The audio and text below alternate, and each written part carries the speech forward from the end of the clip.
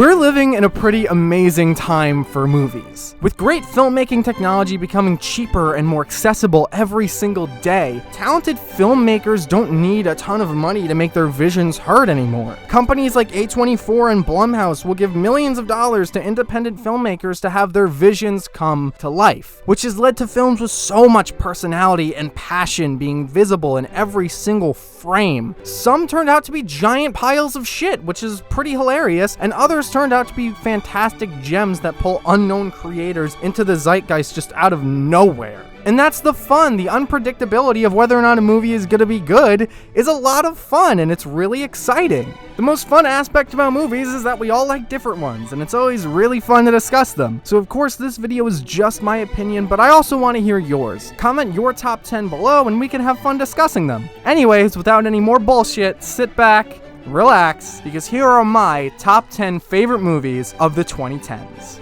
This guy here. You know what? He just left. Have you seen this man?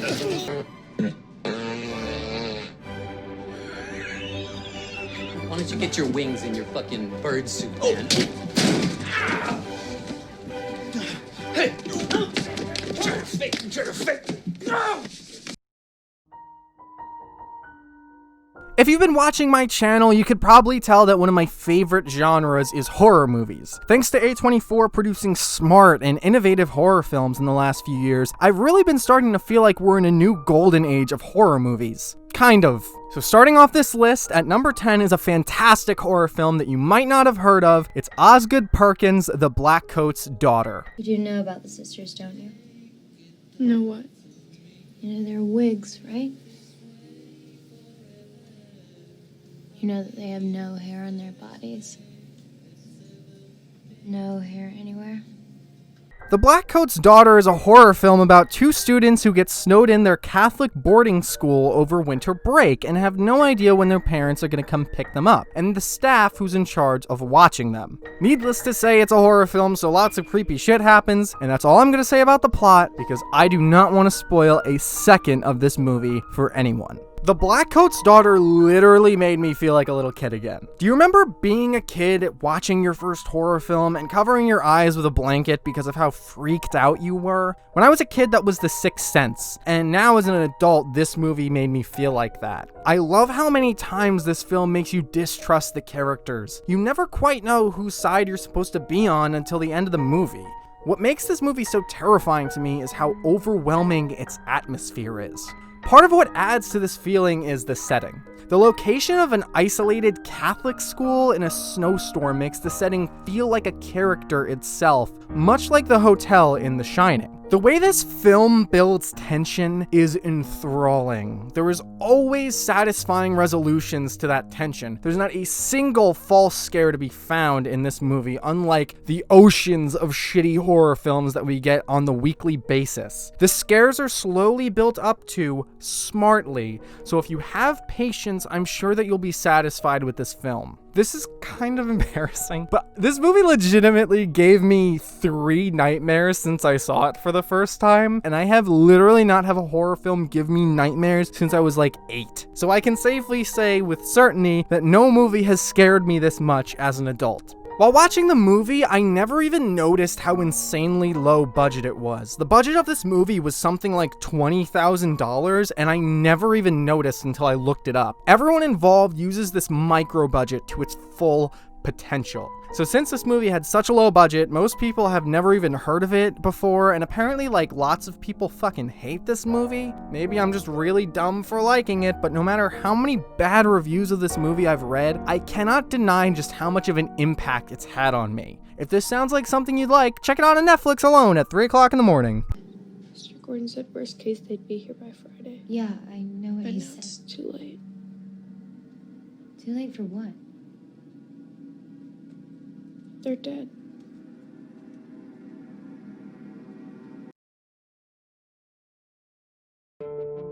When people talk about the best director of the decade, many people tend to bring up Denis Villeneuve. And I mean, how could you not? The guy just releases great movie after great movie. Prisoners was fantastic. Enemy was trippy as hell. But my favorite film of his is my number 9 pick, Arrival.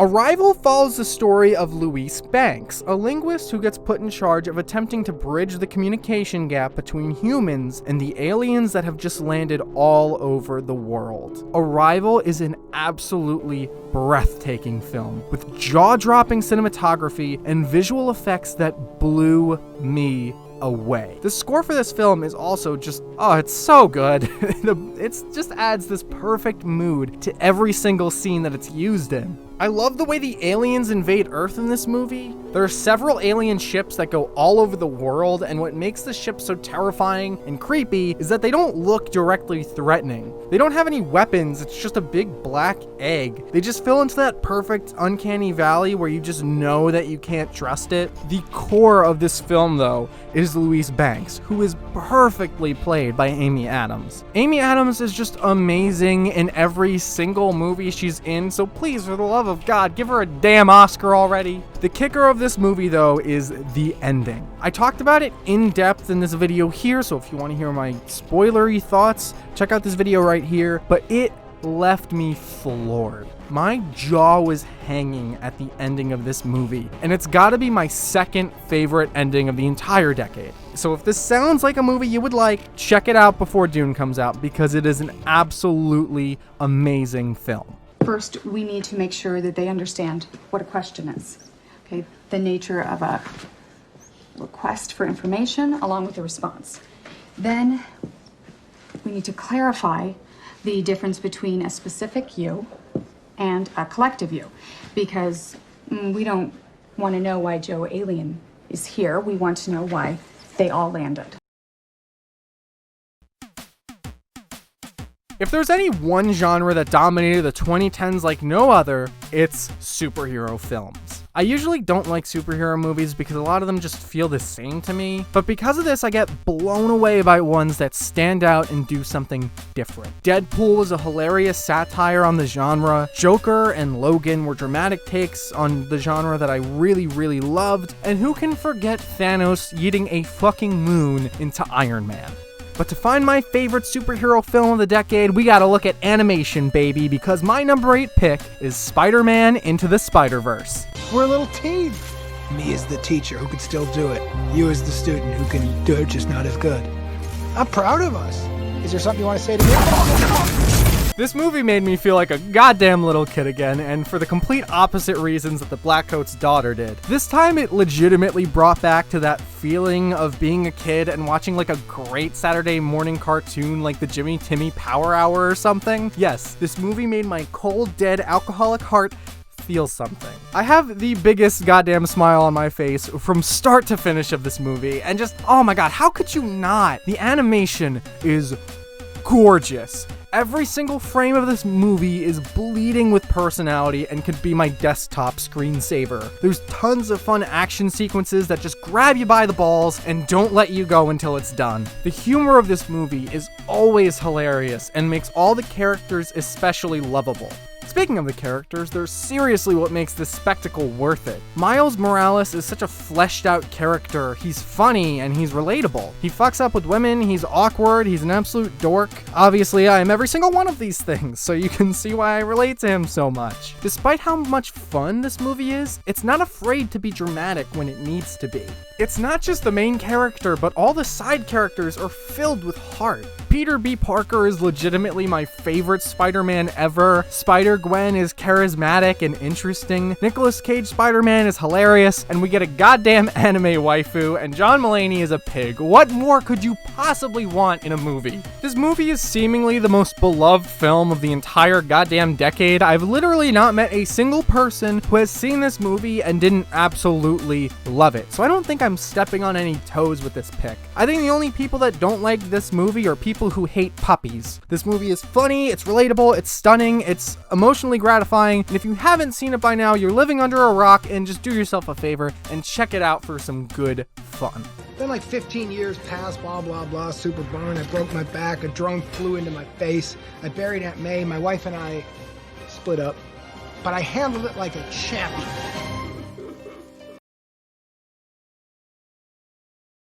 I am so glad that in these trying times of divisiveness, that in 2019, we all came together and agreed that Adam Driver is hot.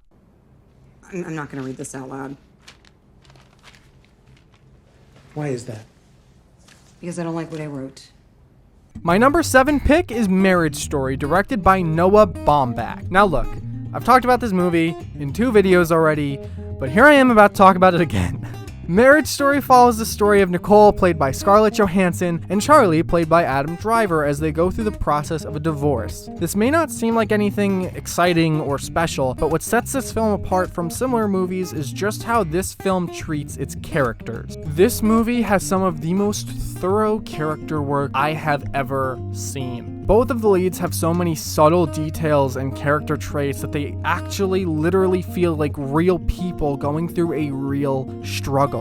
Another major aspect of these characters that I love is that the film never demands you to take a side. Both of them are well-intentioned people that have flaws and make mistakes. That's what most conflicts in a relationship are. Another thing that is hugely important to these characters are the actors who portray them. These are 2 of my favorite acting performances ever. Adam Driver and Scarlett Johansson are constantly acting like they're trying to hold their full emotions back through the entire film, and it's genuinely heartbreaking. The climax of this movie is one of my favorite scenes ever. I have watched it so many times, and I seriously cannot stop thinking about it since I saw it. I know I'm making it sound like it's constantly sad, but there's also a great sense of humor in this movie, and there are several moments that made me laugh out loud. If you haven't seen it yet, obviously I cannot recommend it enough. Just be sure to have a tissue box ready when you watch it. Feel like I'm in a dream. We don't have a marriage anymore. I know you don't want the disruption, but you don't want to be married. Not really. But I don't want this.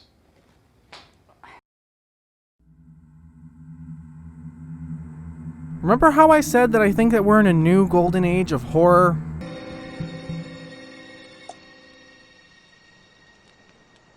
Charlie!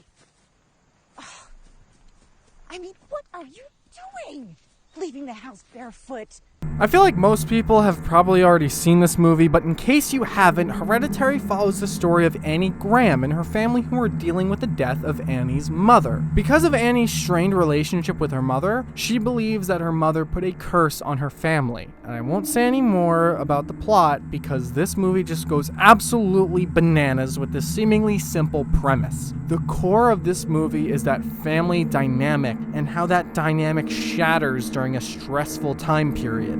There is so much going on right under your nose in this film that you don't even realize the first time you watch it. Because of this, the movie is great for multiple viewing. The sheer amount of attention to detail that Ari Aster puts into this film is astounding. But I think what makes this movie for me is Toni Collette. She brings so much to this role. She just needs to constantly be on edge throughout the whole film. It's overwhelming and it really makes you feel like you're going crazy. And I kind of think that it's really dumb that the Academy Awards didn't nominate Toni Collette for this movie, but they nominated Lady Gaga and Melissa fucking McCarthy?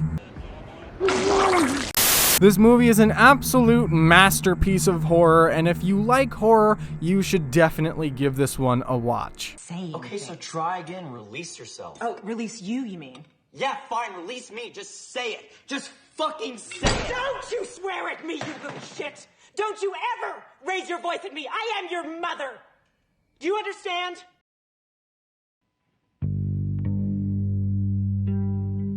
Starting off with my top 5 is Room, directed by Lenny Abrahamson. Okay. It's my birthday on 5. I get it.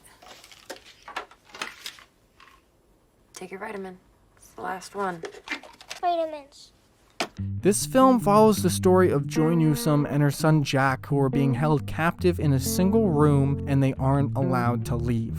Joy has been held captive there for 7 years as a sex slave, and her son Jack is 5 years old. The film depicts what their lives are like with this kind of living situation. It goes over how being captive affects Joy's mind and how growing up in such an extreme environment affects Jack growing up.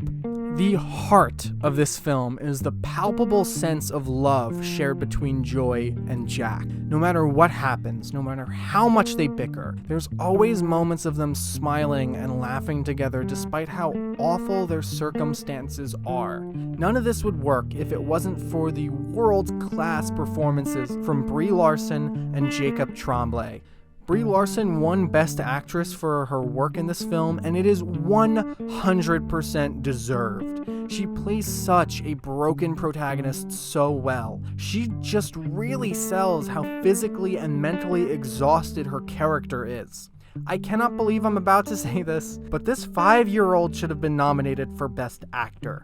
Apparently the Oscars only nominate male actors once they hit their 40s for some reason, but Jacob Tremblay gave what might be the best child performance I have ever seen. I love how the cinematography makes this tiny room feel absolutely massive. I love the way the music was used. I genuinely cannot give enough praise to this movie. The only thing that I would say is to not watch the trailer at all costs. I have no idea what idiot with a laptop edited this trailer, but they literally spoil the biggest surprise in the movie.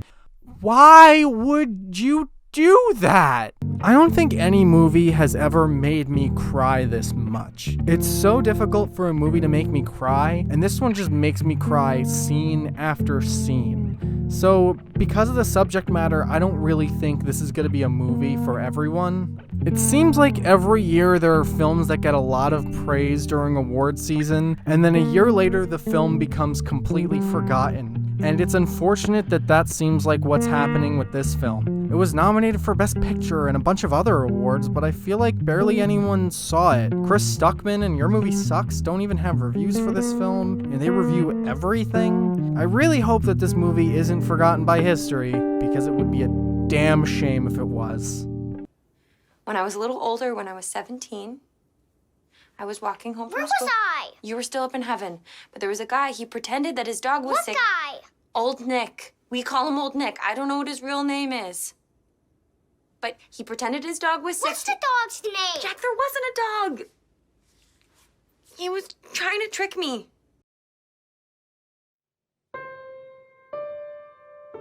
And coming in at number 4 is Her, directed by Spike Jonze.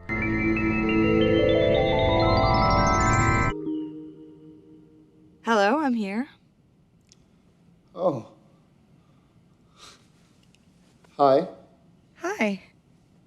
Her follows the story of Theodore Twombly, who is currently getting a divorce and feels like his life has hit a standstill. During this time of vulnerability, Theodore falls in love with an artificially intelligent computer system named Samantha. The concept of this film is absolutely bananas and is basically our fear of the addiction of our cell phones amplified by a million. Wow, we get to talk about divorce, the death of a family member, and the crippling fear of loneliness all at once? Isn't this video fun? This film just has such a great way of exploring what people are willing to do when faced with their own loneliness, and it questions what makes a relationship real. Theodore would rather an entire relationship with a computer program than deal with his own loneliness, and it's honestly a reality that I think we get closer and closer to every single day.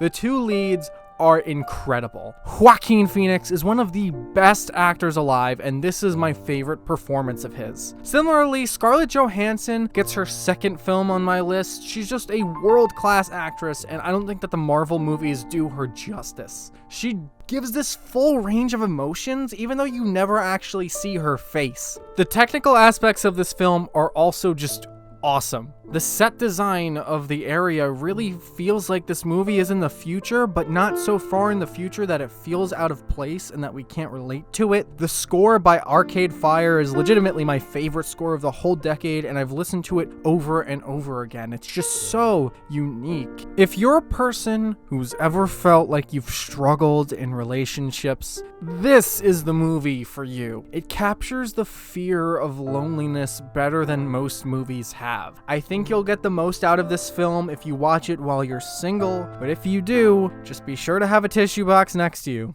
What if you could erase from your mind that you'd ever seen a human body and then you saw one?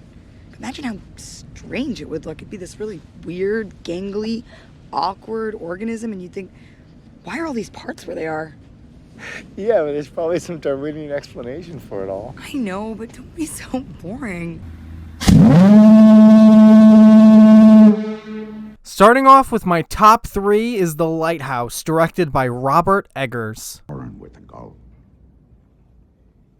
Best leave him be. Bad luck to kill a seabird. More tall tales. Bad luck to kill a seabird. Hey, can you guys tell that I like The Lighthouse yet? The Lighthouse transfixed me with its dazzling cinematography. I think The Lighthouse and The Farewell were snubbed for like everything. My favorite movie of the year is The Lighthouse. He is magnetic. He kills this role, and I couldn't imagine anyone else playing it. Something that I just everything. The Lighthouse was overwhelming sense of danger, and it's a story that goes deeper than just the surface. Okay, I know, I've talked about this movie in 4 goddamn videos already, and you guys are probably sick and tired of hearing me talking about this movie by now, but what can I say? Of course this movie was gonna make my top 10 list. I'll try to be quick, because every film channel on YouTube has talked about this movie ad nauseum at this point, but here goes. The Lighthouse follows the story of 2 lighthouse keepers in the 1890s who have to attend to a lighthouse for a month. During this time, they need to deal with their past demons, their conflicting egos, as well as work together in an attempt to stay sane. The Lighthouse is a film that is very special. Firstly, the presentation is so unique. It's filmed in black and white, and the frame is a perfect square. It really makes the film feel old and just adds to the visuals stylistically. Speaking of the visuals, the cinematography is dazzling. This movie is my favorite cinematography of the entire decade. Every single shot is oozing with personality and life. As these characters slowly begin to lose their sanity, the film has such a great way of making you question what you're seeing. It's never clear how much time has passed, making the viewer feel like they're losing their minds with these characters. The score is just incredible. It adds so much to every scene that it's used in. Similarly, the acting is unbelievable. Willem Dafoe and Robert Pattinson need a goddamn Academy Award already. Also, you get to see a weird half-human, half-fish vagina, so it's really nice to see that A24 are reading my letters. I love how many themes this film tackles. This is genuinely an important film. This is a film that I believe to be a cultural landmark, much like 2001: A Space Odyssey and The Shining were before it. This is a film that will be studied in film school and inspire decades of filmmakers to come. And if I tells you to yank out every single nail from every moulding nail hole and suck off every speck of rust till all them nails sparkle like a sperm whale's pecker, and then carpenter the whole light station back together from scrap and then do it all over again, you'll do it! And by God and by golly, you'll do it, smiling lad, because you like it. You like it because I says you will.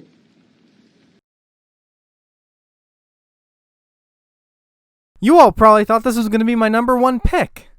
But come on, I can't be that predictable, can I? Do you think you're out of tune?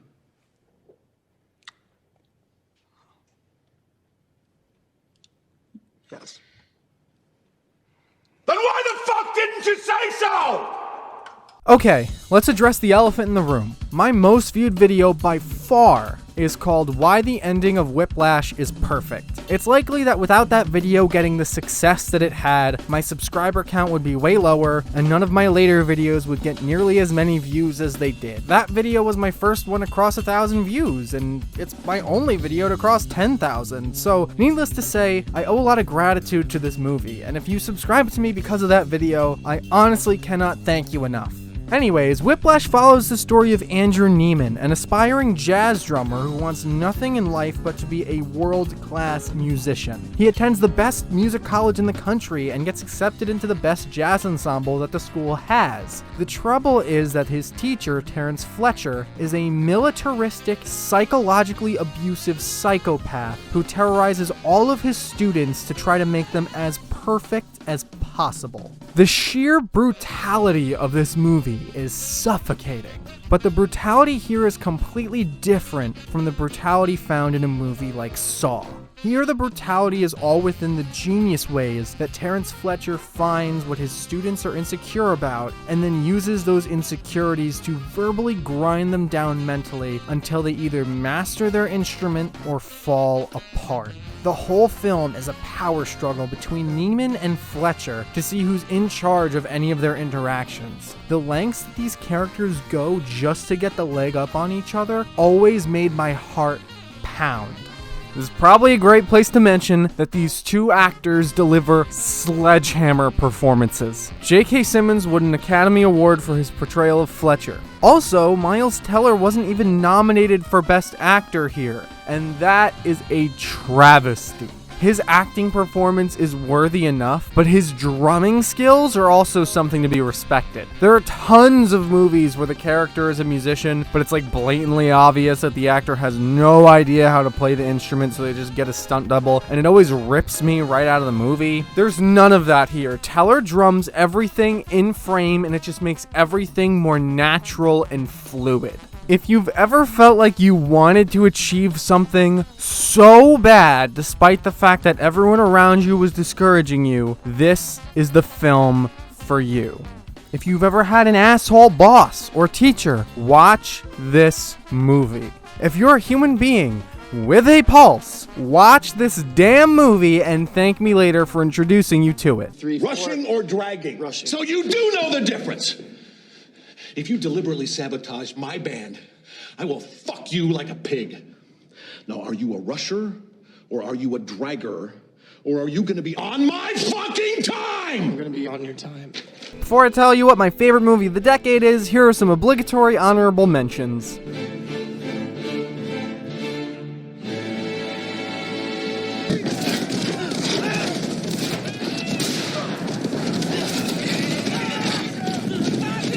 It was insanely stupid of me not to have my own lawyers look over all the... In all honesty, I thought they were my lawyers.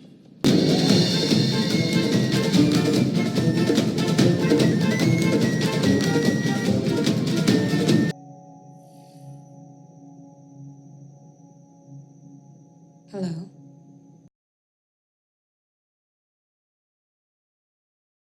As you can tell by now, I haven't even tried to be objective in this video. There are film critics that claim to be objective, whatever that means, and I just don't buy it. I don't think that there is a thing as objective film criticism. That's why I don't really consider myself a film critic. I'm just a big dumb old nerd who likes to talk about movies on the internet. Everyone has unique experiences in their lives, and if a film accurately tackles those topics, it's going to connect with you more than if it doesn't. Every movie that made my top 10 list tackled some kind of subject matter that I felt like was a good parallel to something I've struggled with in my own life. So it would make sense that my number one pick is the one that hit me the most personally. And that movie is... Black Panther! I'm just kidding, it's Lady Bird! You should just go to City College. You know, with your work ethic, just go to City College and then to jail, and then back to City College, and then maybe you'd learn to pull yourself up and not expect everybody to do everything. Lady Bird is a movie that is very special to me. Lady Bird is written and directed by Greta Gerwig, and it stars Saoirse Ronan. It follows the story of Christine McPherson, who decides to start going by the name of Lady Bird during a time period where she's having her own identity crisis. She's in senior year of high school, so she's trying to make the most out of her senior year, meanwhile trying to get into college. While doing all this, she's in the middle of the worst time period in her relationship with her mother. When I talk about films on this list having heart, I don't think I've ever seen a movie with this much heart in it. The film is just filled with so much personality. Each character has such fine attention to detail that makes them all so memorable. The movie just feels so real in its depiction of teenagers. Firstly, the main character, Lady Bird, is just so lovable and so relatable and expertly played by Saoirse Ronan. We see her at her best points and we see her at her lowest points. She's such a passionate person who wants to find her own identity that isn't just given to her by her family, and she wants to create that identity for herself. Her constant struggle is that she really doesn't know how to do that. This movie is hilarious. Each character has such attractive charisma, and they're played so well by these actors. They really just make the comedy pop. Part of what makes it so funny is how these characters act like real teenagers and not some Hollywoodized version of a teenager. Why didn't you just say pick up your feet? I didn't know if you were tired. You were being passive aggressive. No, I wasn't. You are so infuriating. Please stop yelling. I'm not yelling. Oh, it's perfect. Do you love it? I have never seen a movie that balances comedy and drama so well. This movie is one of the rare ones that's able to make me hysterical laugh 1 minute and then make me hysterical cry the next minute. Speaking of drama, Laurie Metcalf plays the mother so well. The drama really pops when Lady Bird and her mother embark on this power struggle, and you always understand where each one of them are coming from. Their arguments are so realistic, it's never overly bombastic or Hollywoodized. I am just now realizing that all of my top 3 are about the power struggle of a younger person and an older person who was supposed to be in charge of them. I have no idea what that has to say about me. Psych majors go nuts. To get sappy on you for a second, when I look at Lady Bird, it's like I'm seeing a time capsule of me from senior year of high school. Senior year of high school was a very memorable one to me. My high school friends were like my family, and I made so many memories with them. I was going through pretty much everything Lady Bird was going through in this movie. There are a lot of parallels to her personality and my own. This movie came out like a year after I graduated high school, so all of these struggles still felt very real to me. It's like Greta Gerwig just gets it, you know? This movie just hits me on another level that no other movie has. It just feels like this movie was made with me and only me in mind as the target demographic, and it's just such a miracle to me that a movie like this actually exists. You might say that due to my own personal connection, I'm blinding myself to glaring issues in the movie, and you're probably right. But no technical issues bother me. I just can't deny how I feel throughout every second of this movie. Lady Bird is my absolute favorite movie of all time, and I would recommend that you give it a shot. I kept coming back to the phrase of stumbling into beauty in language that they wouldn't think that they were saying anything particularly profound, but because they were just being themselves and talking, that you would stumble into something that was profound by accident. And I think that happens all the time when people talk to each other or... Thank you for sticking around if you're still here, because Jesus Christ, this video was long and took me forever to make. So thanks for sticking with me this long. Let me know in the comments what your favorite movies of the decade are. I reply to all comments, so I will reply to all of them. I think it could be fun. And if you're here this long, clearly you enjoyed the video on some level, so you should subscribe for what I have in the future. I have my top 10 worst movies of the decade list planned. I'm gonna make that, and lots of other fun things. And, if you stick around and subscribe, then I can cure cancer and, all the other diseases, and poverty will end. Goodbye.